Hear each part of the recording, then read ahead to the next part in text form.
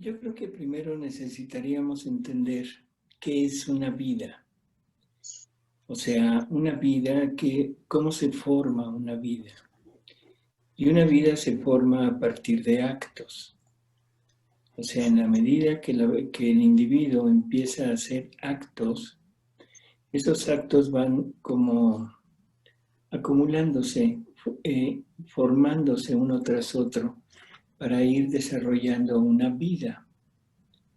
Vamos a imaginarnos, para entender más o menos, si vamos a levantar en nuestra casa una pared, bueno, pues esa pared tiene que irse poco a poco construyendo con tabiques. En la medida que se van poniendo los tabiques, se va levantando esa pared o esa barda, como le queramos llamar. No podríamos hacer una pared si dejamos huecos. O sea, por ejemplo, si vamos poniendo tabiques y de repente quiero dejar un hueco y luego seguir poniendo tabiques encima, pues no se puede. O sea, esa pared queda inconclusa. Nuestra vida es la pared. Entonces, los tabiques son todos nuestros actos.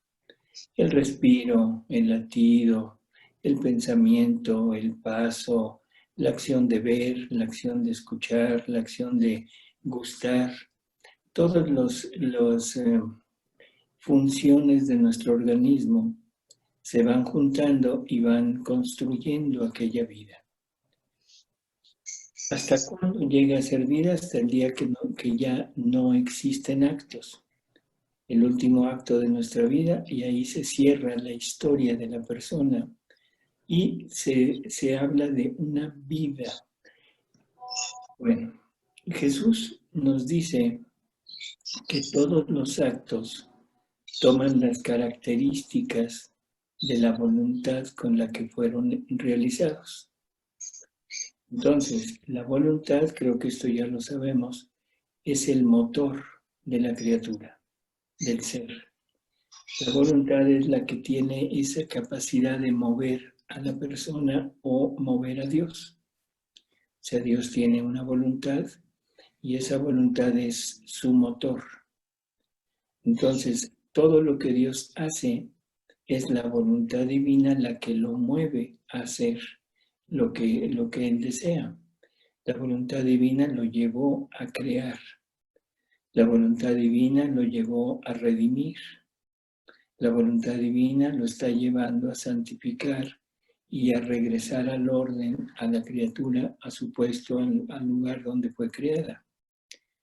Y nosotros, todo lo que hacemos está movido por nuestra voluntad.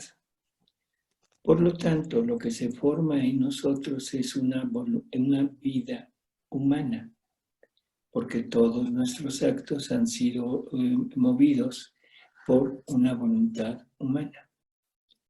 La vida de Dios es una vida divina.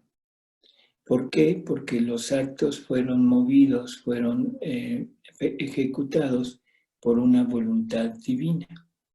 Creo que eso es sencillo entenderlo, ¿no? O sea, cada ser va construyendo sobre de sí la vida que su voluntad construye. Entonces quedamos en que para que haya una vida se necesitan actos y actos continuados. No se puede pensar en una vida que vaya con actos interrumpidos. O sea, ahorita hacemos un acto, después 2 o 3 no, luego volvemos a hacer un acto y otra vez dejamos de pasar otros. Eso no formaría una vida. O sea, cada vez que se interrumpe el acto, en ese momento se interrumpe el desarrollo de la vida. Imaginémonos a un bebé que se está formando en el vientre de la madre y que de repente, o sea, deja de latir. O sea, se interrumpe el latido. ¿Qué sucede? Que esa vida muere y viene la expulsión de esa vida. O sea, viene un aborto. ¿Por qué? Porque el producto, la vida ya no está viable, ya murió. Cuando nosotros estamos formando nuestra vida se va desarrollando, y si en un momento dado, por una enfermedad, por un accidente, por un acto violento, nos agreden y nos matan, en ese momento la vida se interrumpe. Creo que eso no hay problema. Entonces nada más es como para tener una idea de lo que vamos a hablar un poco después. Cuando Jesús nos quiere dar su voluntad y su vida, o sea, lo que perdió Adán con la desobediencia, Adán tenía vida humana y vida divina, voluntad humana y voluntad divina. Por lo tanto, la voluntad humana tenía que estar no sujeta, porque eso suena como a obligado, sino en unión con la voluntad divina de mutuo acuerdo, obrando las dos en los mismos actos. La voluntad humana ponía el acto y la voluntad divina ponía en ese acto todo lo que ella contiene. Por lo tanto, el acto de la criatura se volvía divino, no humano, porque se estaba formando a partir de todos los dones, las gracias, todo lo que los atributos, todo lo que Dios contiene. Entonces la criatura podía desarrollar actos divinos y al mismo tiempo, como eran continuos, en ese momento se estaba desarrollando una vida divina en Adán. ¿Se entiende esto? Son dos cosas diferentes. Una cosa es el acto, y Jesús nos dice que cada acto de la criatura hecho en la divina voluntad, esta voluntad lo transforma en una vida divina. Dice, es como una consagración que mi voluntad hace en cada acto, y entonces ahí hay una vida divina. Pero esos son en los actos. Pero al mismo tiempo se va desarrollando en la criatura una vida divina de ella, propia de ella. Se va adquiriendo las características de la vida de Dios. Si en un momento dado se interrumpen esos actos, bueno, ¿qué pasa? Los actos ya hechos en la divina voluntad quedan como vidas divinas que le pertenecen a esa criatura. Pero la vida divina que se está desarrollando en ella, esa se interrumpe. Ya no hay vida divina que se forme en esta persona porque ya se le dejó de suministrar los actos. Y cuando esa persona vuelve otra vez a fundirse en la divina voluntad, empieza de nuevo esa vida divina a formarse en ella, a crecer en ella. Y los actos se siguen consagrando como vidas divinas que le siguen perteneciendo a la criatura. Con esto tenemos ya el plano para entender qué es estos 4 grados de voluntad, de vida en la divina voluntad. La divina voluntad Jesús nos las va a ir dando en la medida que nos vamos disponiendo. Y cualquier persona que haga actos o viva en la divina voluntad va a formar en ella una santidad divina. O sea, cualquier persona que haya hecho, aunque sea un solo acto en la divina voluntad, ya está formando en ella una santidad divina. El ejemplo es Adán. Adán durante un tiempo vivió en la divina voluntad y del momento de la desobediencia en adelante ya se sale y ahora vive una vida humana normal, sin la vida divina y sin la voluntad divina. Cuando muere, o sea, se tiene que ir al limbo, a lo que era el seno de Abraham, a esperar la redención. Cuando Jesús le está hablando a Luisa de Adán, Un día Luisa le pregunta y le dice, oye, ¿qué santidad tendrá nuestro padre Adán? Y entonces Jesús le dice algo muy curioso, porque le dice, mira, Adán es el santo más santo que existe, porque es el único que tiene actos en la unidad con mi voluntad, con mi querer divino. O sea que esos actos que él hizo, que son vidas divinas, le quedaron como propiedad de él y en cuanto él llega al cielo, le son dadas como de él. Él no tiene vida divina, pero posee vidas divinas.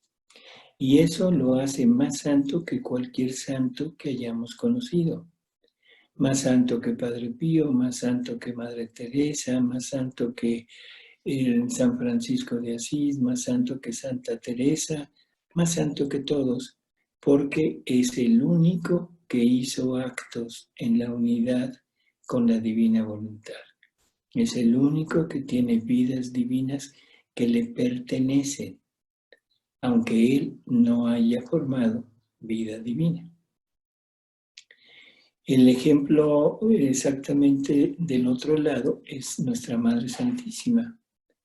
María nunca le dio vida a su voluntad. Por lo tanto, ella desarrolló vida divina en ella, y al mismo tiempo innumerables vidas divinas por cada acto que realizó en su vida. Y eran vidas divinas que le pertenecían. Y dice Jesús que cuando María fue asunta a los cielos, eran tantas las vidas divinas que llevaba con ella que no cupieron en el cielo y se desparramaron por toda la creación. O sea, esas dos estados, vida divina en la persona, o sea, vida divina en María, y múltiples vidas divinas que le pertenecían, una por cada acto que había hecho en la divina voluntad. Entonces ahí tenemos 2 grados de vida divina, de santidad divina, santidad divina por actos y santidad divina por vida. En el intermedio de ellos dos pueden existir infinidad de categorías. ¿Quién hizo un acto? ¿Quién hizo 100? ¿Quién hizo 1000? ¿Quién hizo 1,000,000? Pero no hicieron vida, se quedaron en medio. ¿Quién logró hacer vida divina en él y nunca se volvió a salir? Ese quedó del lado de desarrollar la vida divina en él. Para entender esto un poquito más, vamos a leer una lectura que es del libro 11, la lectura 1177 de junio 29 de 1914. Y esta lectura dice lo siguiente. Dice, habiendo leído personas autorizadas lo que está escrito el 17 de marzo, esto es, que quien hace la voluntad de Dios entra a participar de las acciones ad intra de las divinas personas, han dicho que la cosa no estaba bien y que la criatura no entra en esto. Yo he quedado pensativa, pero calmada y convencida de que Jesús haría conocer la verdad. Después, encontrándome en mi habitual estado, ante mi mente he visto un mar interminable y dentro de este mar muchos objetos, algunos pequeños, algunos más grandes, algunos quedaban en la superficie del mar y quedaban solo mojados. Otros iban más al fondo y quedaban impregnados de agua por dentro y por fuera. Y otros iban tan abajo que quedaban perdidos en el mar. Dice, mientras esto veía, ha venido Jesús, ha venido mi amable Jesús y me ha dicho, querida hija mía, ¿has visto? El mar simboliza mi inmensidad. Y los objetos diferentes en el tamaño, las almas que viven en mi voluntad. Los diferentes modos de estar en ella, quién en la superficie, quién más adentro y quién perdido en mí, son según vivían en mi querer. Quién en forma imperfecta, quién un poco más perfecto y quién llegó a tanto de perderse del todo en mi querer. Creo que es un ejemplo bastante entendible. Objetos, unos chiquitos, unos medianos, unos grandes, algunos nada más en las orillas del mar, otros en la superficie flotando, otros un poco más adentro y otros hasta el fondo del mar. El tamaño indica la cantidad de actos que se realizaron en la vida. El estar en la superficie o el estar más adentro o el estar hasta el fondo del mar significa quién hacía vida más continua. El que vivía en la playa mojándose ahí un poquito, bueno, pues ese de vez en cuando se fundía en la divina voluntad, le gustaba, leía, pero nunca abandonó su voluntad. Los que estaban un poco más adentro son los que hacían algunos actos, pero luego se salían y volvían a entrar y se volvían a salir. Y así por el estilo, hasta que los que viven en el fondo del mar son los que vivían total y absolutamente sumergidos y sin ningún acto de voluntad humana, un total abandono en él. Si entendemos esto, entonces es eso lo que habíamos estado hablando, de la cantidad de actos y de la continuidad de estar fundidos en la divina voluntad. Entonces, ahora vamos ya a propiamente los 4 grados. O sea, la vida en la divina voluntad, volvemos a lo mismo, para que sea vida debe ser continua. Entonces vamos a leer otra lecturita del libro 19, la lectura de julio 26 de 1926, donde dice: continúo mi acostumbrado abandono en el supremo querer, y mi amable Jesús al venir me ha dicho: hija mía, la luz del sol no es gozada por todos en la misma medida. Esto no por parte del sol, porque mis obras, conteniendo el bien universal, hacen el bien a todos, sin restricción alguna, sino por parte de las criaturas. Supón que una persona esté en su habitación.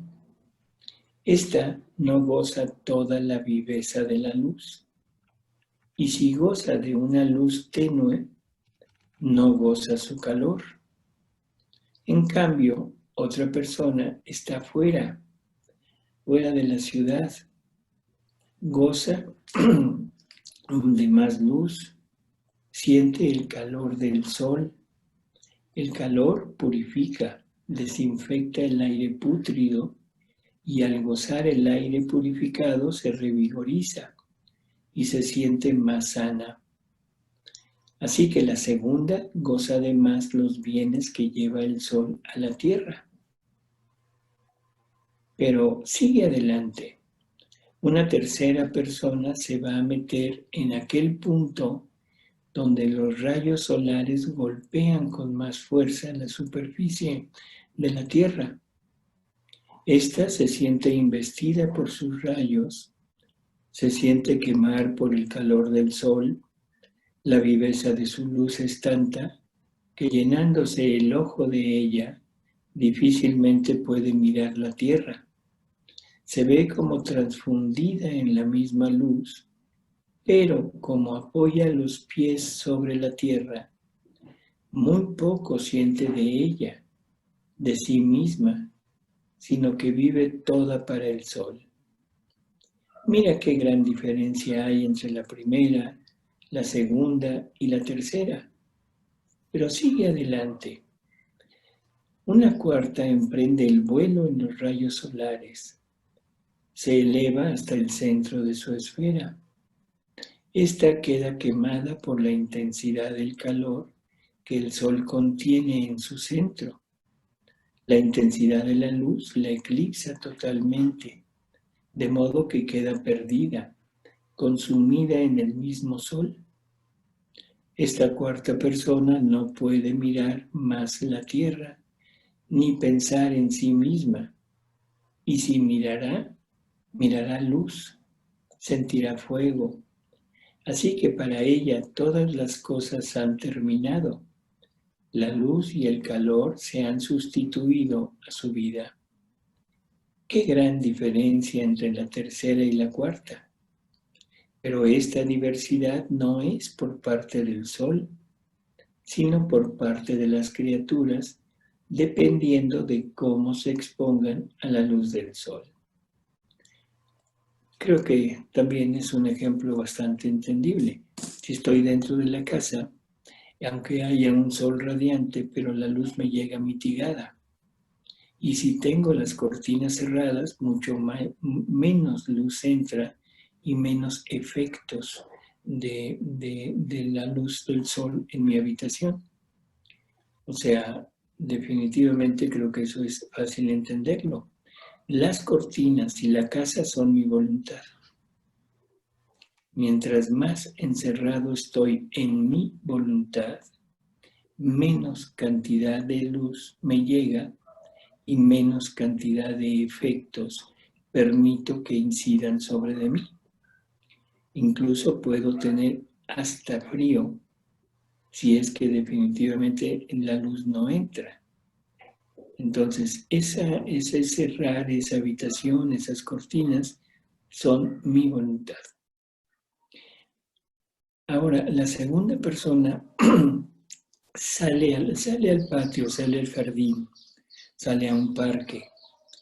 Bueno, ahí recibe la luz, recibe los efectos de la luz, recibe el calor, tiene más apertura, pero como todavía está sobre la tierra, está parada sobre la tierra y está viendo todo lo que la tierra contiene, todo lo que el mundo contiene.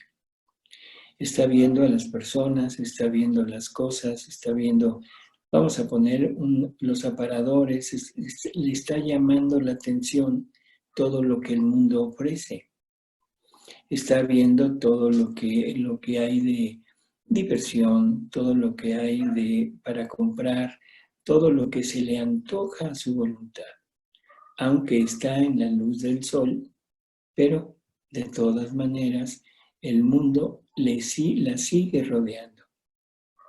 Esta persona, su voluntad está abierta un poco más a Dios, está abierta más a entregarse a Dios y podríamos hablar de una santidad humana, o sea, como cualquier persona buena, cualquier persona asidua a la iglesia, asidua a los sacramentos, pero que también convive con el mundo y convive con el mundo igual que siempre. Lo único es que está afuera de su habitación, comparte con Dios. La tercera, esa es más allá.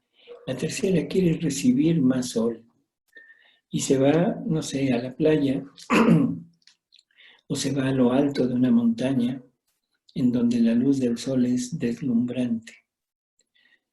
Ahí la misma intensidad de la luz del sol ya no le permite ver con claridad la tierra. Ya no alcanza a ver todo lo que antes veía y que le llamaba la atención, aquí ya no es igual. Entonces la deslumbra y lo único que ve es luz, pero todavía sigue parada en la tierra, sigue dependiendo de la tierra, sigue necesitando todo lo de la tierra para continuar con su vida. aunque está totalmente perdida en la luminosidad de ese sol. Y esta es la santidad humana ya en grado extremo.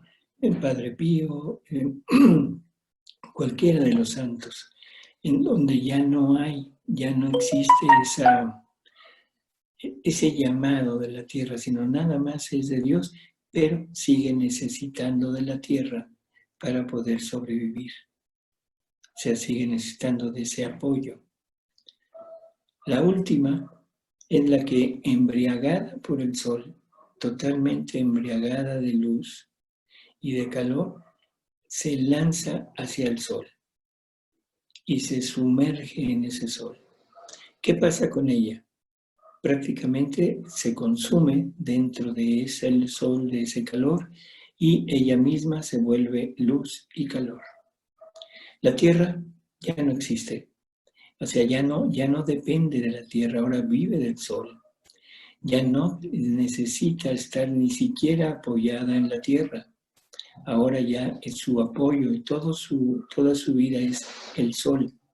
Y ahora ella le da a la tierra la luz y el calor. Ahora la tierra depende de ella, ya no ella de la tierra. O sea, ¿qué pasó con esta criatura? Simplemente se volvió sol, vive vida de sol, disfruta con todo lo que el sol contiene, hace lo que hace el sol y tiene la gloria que el sol tiene por estar manteniendo a toda la familia humana, a todas las criaturas. Entonces, en este sentido, pues es fácil entenderlo. O sea, creo yo que no hay mucha dificultad. Quizá la dificultad, digan ustedes, bueno, ¿y con qué me lanzo al sol? Bueno, pues hay que encargar una nave espacial a la NASA para que nos podamos ir al sol en un cohete. Pero en fin, eso ya es otra cosa, ¿no? Ahora, dice Jesús, ahora el sol es la imagen de mi voluntad, que más que sol, como dardos, envía sus rayos para convertir a aquellos que quieren vivir en su reino en luz y amor. O sea, ahora el ejemplo se cambia. El sol es la divina voluntad y el resto, bueno, pues se entiende. Nosotros, nuestra voluntad sigue siendo el velo y los rayos del sol es todos los efectos que Dios, todos los actos que Dios ha hecho hacia nosotros. Y dice, la imagen de estas personas, las que vimos hace rato, son los 4 grados del vivir en mi voluntad.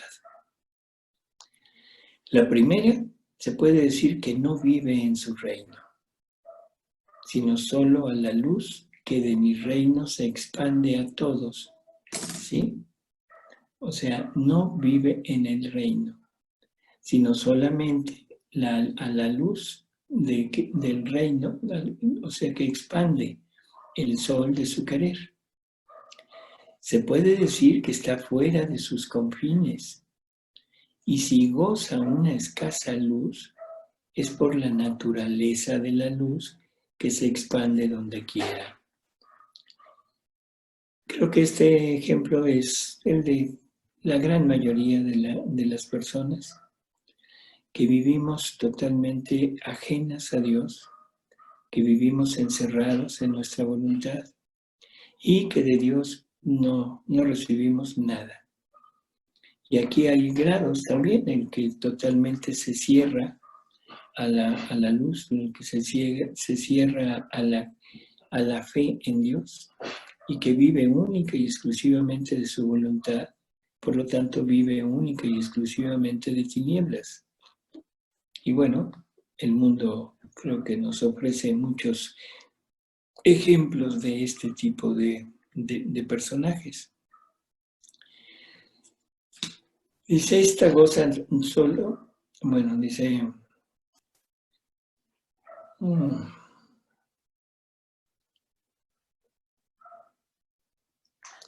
dice, la primera, otra vez, es la que no vive en su reino casi. Algo que se me olvidaba. todos vivimos en el reino, todos vivimos en la divina voluntad. No hay nadie que no viva en la divina voluntad, ni siquiera el demonio. ¿Por qué? Porque la divina voluntad es inmensa. La divina voluntad creó todo. La divina voluntad encierra todo. Y la divina voluntad es infinita. Infinito quiere decir, bueno, sin límite. Por lo tanto, no puede existir nada fuera de la divina voluntad. Si existiera algo fuera de la divina voluntad o Dios ya no serían inmensos, infinitos. Por lo tanto, perderían la cualidad de ser infinito y se perdería la cualidad de ser Dios. O sea, porque esto es importante entenderlo. Todos viven en la divina voluntad. Y segundo, el primer movimiento de toda criatura sale de Dios.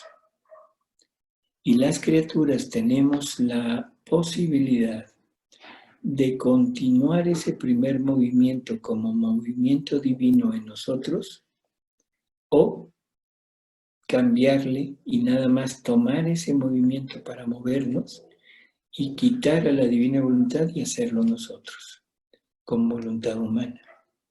Por lo tanto, todos dependemos del sol de la divina voluntad para vivir.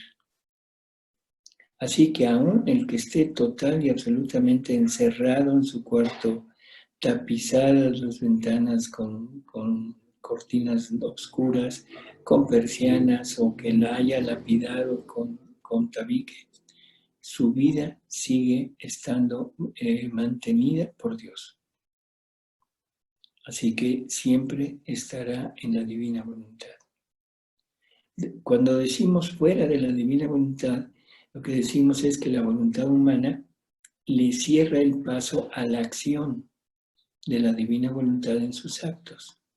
No que se haya salido. Nadie se puede salir de la divina voluntad. Bueno, entonces seguimos y dice, se puede decir que está fuera de sus confines, hablando de esta primera criatura. Y si goza una escasa luz, es por la naturaleza de la luz que se expande donde quiera. La naturaleza de esta criatura, sus debilidades y pasiones, le forman como una habitación a su alrededor y forman el aire infectado y pútrido, el cual al respirarlo la hace vivir enfermiza y sin viveza. Esta es la persona que está encerrada, dijimos, totalmente en su habitación, en su voluntad, y las pasiones, y todas nuestras miserias, las usa para el mal, o sea, por medio de la concupiscencia. Aquí necesitamos entender otra cosa. A veces pensamos que las miserias son como vicios que tenemos, que serían como producto de la voluntad humana. Y las miserias son creadas por Dios. Todas las miserias del ser humano fueron creadas por Dios y puestas por Dios en nosotros. ¿Por qué? Porque la miseria es la materia prima para formar las virtudes. Nadie puede ser casto si no tiene la libido en su interior, la lujuria en su interior. La virtud de la castidad se forma cuando se vence aquello y se lleva hacia el lado contrario en la abstinencia, en la entrega a Dios, en fin. La violencia sirve, Dios nos la puso para hacernos violencia a nosotros mismos, para dominar nuestros actos, para dominar nuestras pasiones, no para dominar a los demás. pero la voluntad humana la puede usar para una o para otra cosa. Entonces, la persona que vive encerrada en su cuarto, en su voluntad, lo más probable es que use todas esas miserias para el lado contrario que Dios quería. Y eso es lo que se llama concupiscencia, o sea, la tendencia al mal de todo lo que nosotros tenemos en nuestro interior. ¿Sí? Así que en esa persona que vive cerrada a la luz de Dios, es la persona que deja desarrollar en ella con mucha más facilidad todas sus miserias y se convierten en vicios, en pasiones, en apegos, en mal llevados, en fin, relaciones no correctas, todo lo malo que tenemos en nosotros. Pero no confundir el vicio, no confundir el pecado, no confundir todo esto con la miseria. Que la miseria es creada por Dios para nuestro bien. Es la que sale al patio, se expone a la luz, se expone a la luz del sol, que sería la luz de la divina voluntad. Esta persona goza de más luz, de más calor y de más conocimiento. La luz vamos a interpretarla como conocimiento. Ahora tenemos más conocimiento de Dios y tenemos más armas para poder caminar hacia Dios. Ahora tenemos más armas para poder vencer todo lo nuestro cuando tenemos en nosotros toda esa magnitud de conocimiento de Dios.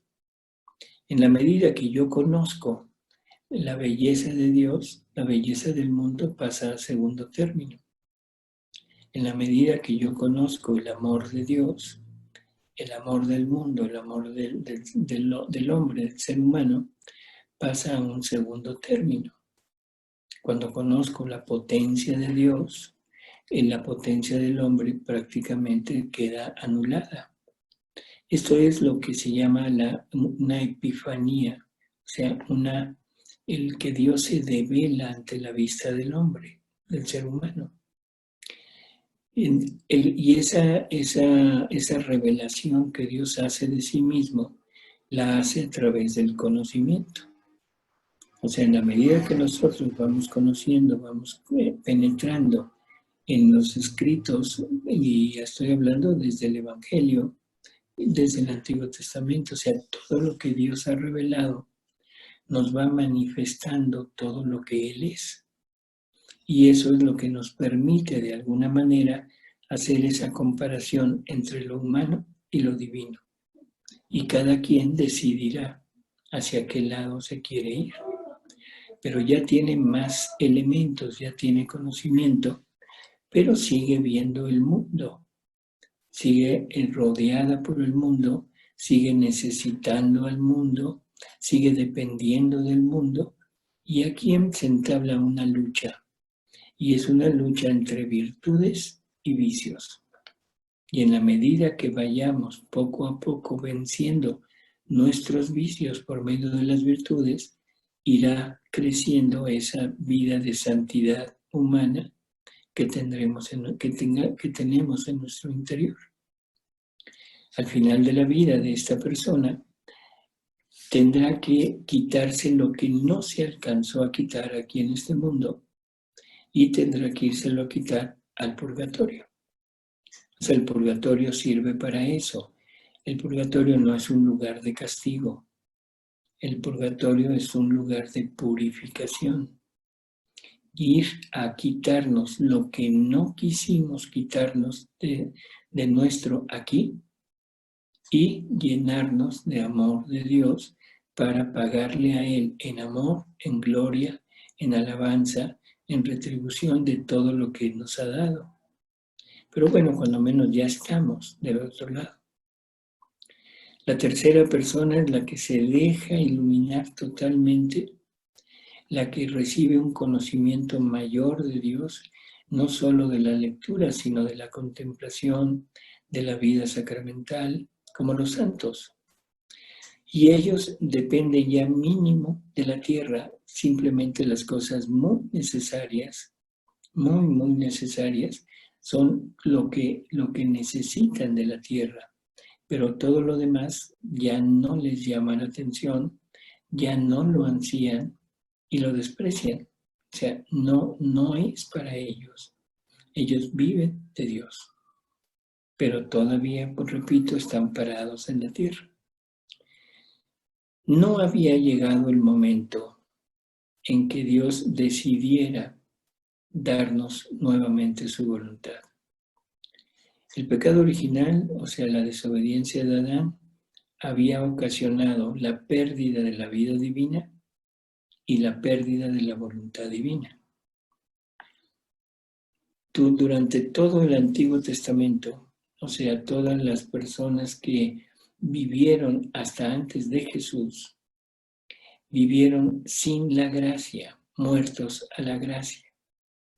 No importa lo santos que hayan sido, o sea, los actos buenos, los milagros, lo que hayan hecho, no pudieron entrar al cielo porque estaban muertos a la gracia y tuvieron que irse al seno de Abraham a esperar en la redención para poder entrar. Cuando llega Jesús, entonces Él rehace al hombre, nos consigue tanto la salvación como la restitución de los dones que Adán había perdido. Y el primer don que nos vuelve a dar es la vida divina. Y esa vida divina la adquirimos en el momento del bautizo. Cuando nos bautizan es un injerto de vida divina en nosotros. O sea, es depositar una semillita de vida divina y por eso se perdona. Se dice que se perdona el pecado original. Recordemos que no es pecado. El pecado original no es pecado, es ausencia. Ausencia de vida divina y ausencia de voluntad divina. Por lo tanto, en el momento que nos bautizan, en ese momento que se nos injerta esa semillita de vida divina y ahora ya la podemos hacer crecer en nosotros. Y la podemos hacer crecer como a base de virtudes. ¿Por qué? Porque Jesús no nos dejó su voluntad divina todavía. Entonces, es a base de virtudes, todo esto que hemos ido hablando, de actos de virtud, de actos de voluntad humana, oponiéndose a actos de voluntad humana. O sea, un acto de voluntad humana virtuoso oponiéndose a un acto de voluntad humana vicioso. Pero siempre era con la voluntad humana. Por eso es que las virtudes logran santidades muy grandes, pero humanas, no divinas. Nunca un santo pudo hacer un acto divino. Nunca un santo pudo tener una vida divina multiplicada en sus actos. Esa es la imagen de la tercera persona de este ejemplo, la que se expone totalmente a los rayos de la luz divina, pero que no tiene el instrumento, el aparato o el vehículo para lanzarse al sol. Jesús nos deja la promesa de que algún día se va a corregir. Cuando nos dice en la última cena que el Espíritu Santo poco a poco nos va a ir conduciendo hasta la verdad plena. Y antes que eso dijo, tengo mucho que decirles. A veces pensamos que en el Evangelio, con la venida de Jesús a este mundo, ya estaba todo y que ya no había nada que agregar. Perdón, pero el mismo Jesús desmiente eso. Todavía tengo mucho que decirles, pero ahorita no pueden con ello.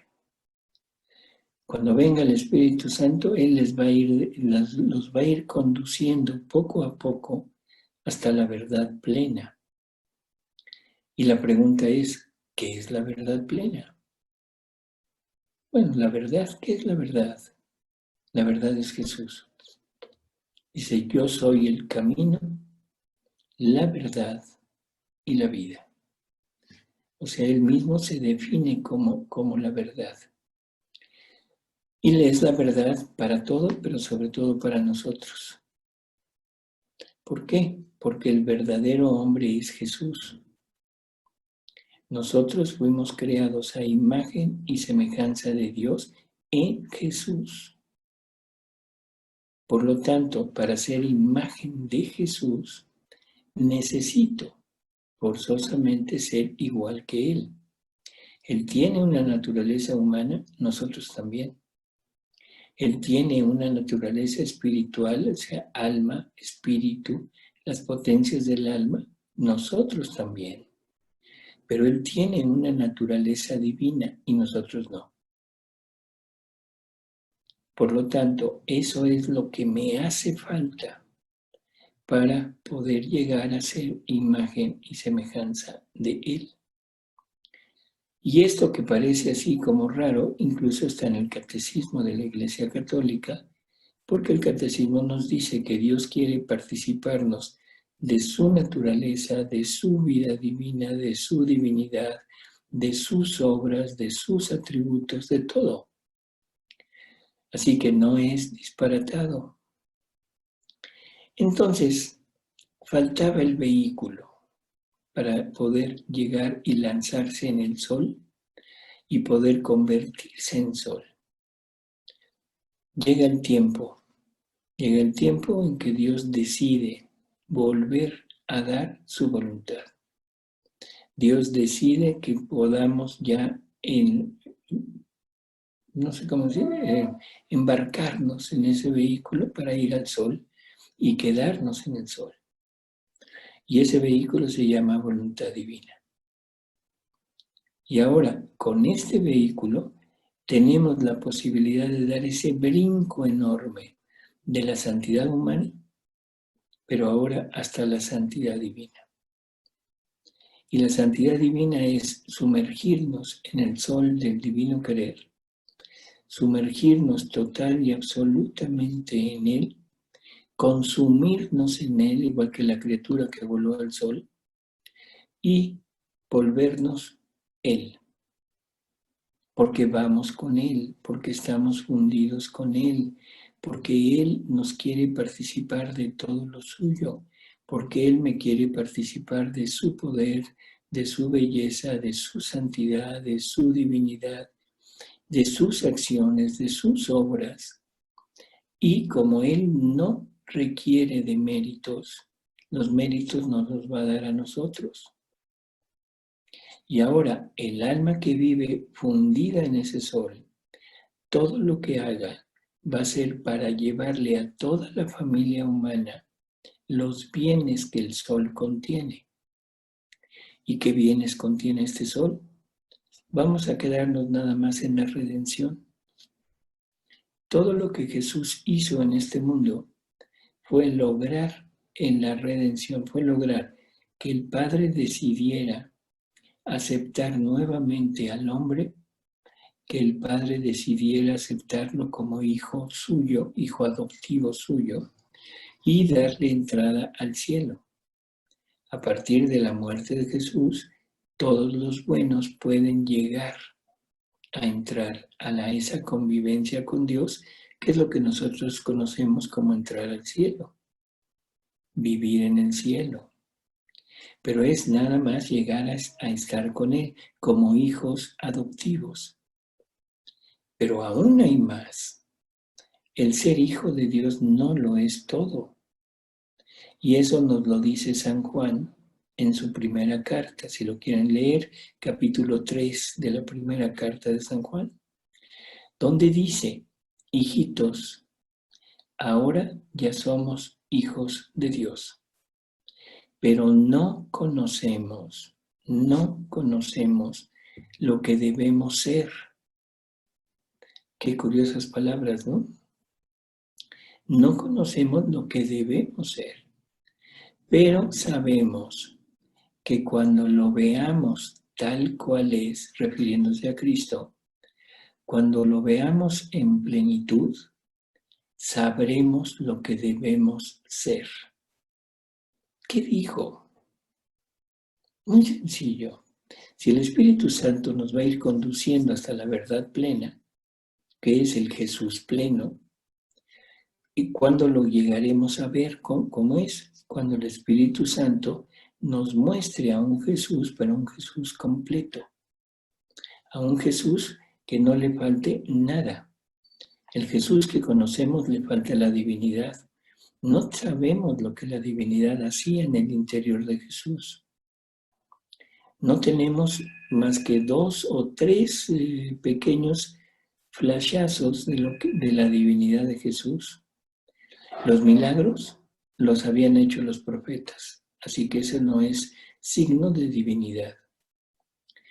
Los únicos datos son la resurrección de Lázaro, porque Lázaro ya había entrado en proceso de putrefacción, ya llevaba 3 días de muerto. Y ningún santo, ninguno del Antiguo Testamento, ni profetas, nadie había resucitado a un muerto con 3 días de putrefacción, cuando ya había empezado la corrupción. Así que ese signo es de segundo signo, la transfiguración en el monte Tabor, donde ante la presencia de 3 apóstoles, Jesús permite que salga algo de su divinidad y la vean ellos. Es tanto el impacto que prácticamente ya no se quieren ir de ahí y no les interesan ellos, les interesa Jesús y Moisés y Elías para que ellos se resguarden. Dice, aquí construimos 3 chozas para ustedes, nosotros aquí nos quedamos. Estaban embobados, perdón por la palabra, embobados, viendo parte de la divinidad de Jesús, que eso es lo que decíamos hace un momento. Cuando veamos la belleza divina, ninguna belleza humana podrá competir con ella. Cuando sintamos el amor de Dios, nunca volveremos a buscar el amor humano. ¿Por qué? Porque es infinitamente superior. Entonces, ahora llega el momento en que el Espíritu Santo nos va a ir revelando a la verdad plena, nos la va a poner de manifiesto. Y ahora, a través de este conocimiento, ahora voy a saber lo que yo debo ser. Yo debo ser exactamente igual que Jesús, pero con Jesús, que esa es la gran diferencia con todas estas corrientes modernas que hay de llegar a ser casi Dios. Todo lo demás es llegar a ser Dios sin Dios. Y en la divina voluntad es llegar a ser como Dios, pero con Dios. Porque es un don, es un regalo, no es un logro. Es un don que Dios nos quiere dar.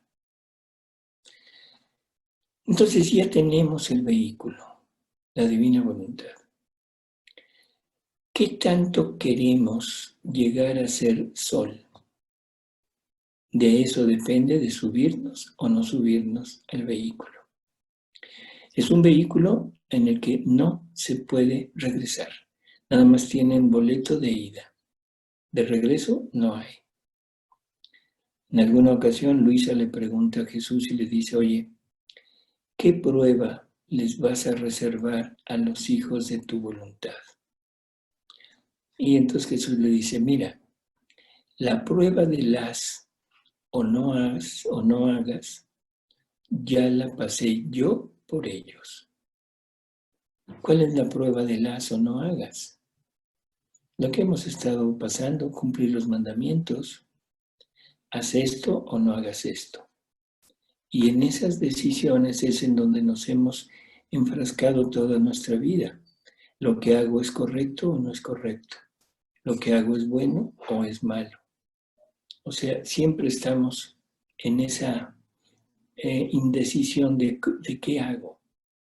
Bueno, esa prueba Jesús la pasó por nosotros y nos la dio como pasada ya por nosotros.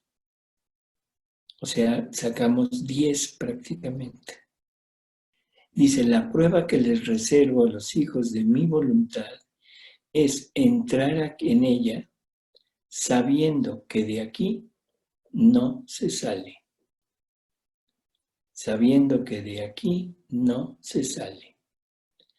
O sea, todo el tiempo anterior, todo esto que hemos estado viviendo a través de conocer, de tratar de vivir, de hacer actos, en fin, lo que hemos estado haciendo es ir conociendo a Jesús, ir conociendo lo que nos ofrece e ir decidiendo si queremos dejarlo nuestro o no.